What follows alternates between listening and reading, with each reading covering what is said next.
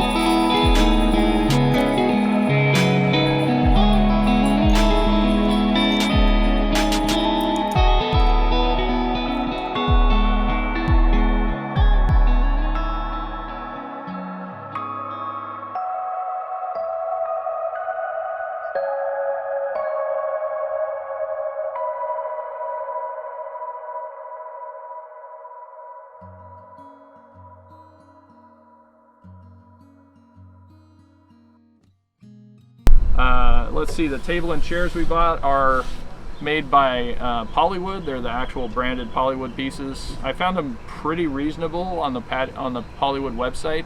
I think we paid a total of $12.99 for the table and chairs, and then I paid an extra. I got kind of a discount on the table and chairs when I bought them together, and then I got the umbrella with the base for I think $400 total, which I didn't think was too bad. I know we could probably get a cheaper umbrella at Costco or something, but then I'd still have to buy the base, get it shipped here. Anyway, it was kind of nice to have it all come together. It was really easy to install. Let's see what else. The 4 Adirondack chairs I bought through Costco.com. They were, I think, $150 each. And they have them in gray, white, blue, maybe red. I think those are the 4 colors they come in. I've only ever seen them in gray at the actual like Costco locations, but you can get them on their website and have them shipped to your place. The construction of those was a little harder. These chairs were actually fully assembled from Polywood. They came totally assembled, which was really nice. The table just took us 10-15 minutes to put together. It was pretty simple. Those chairs the first one probably took us 25 minutes to put together, and then every subsequent one after that maybe 10 minutes. Not too hard, but just, you want to be careful. And then also we found, just like a lot of people in the reviews that I looked at on all of this type of product, this pre-manufactured HDPE is what it's called, or heavy duty plastic, recycled plastic furniture, that most of the time those things were missing parts here or there. We did not have any missing parts from Polywood. We did have some missing parts with the chairs that we got from Costco, but we contacted the company and they shipped us out like 2 whole packages of parts, when all we needed was 2 little rods, little kind of, I don't know, positioner rods, and a couple screws.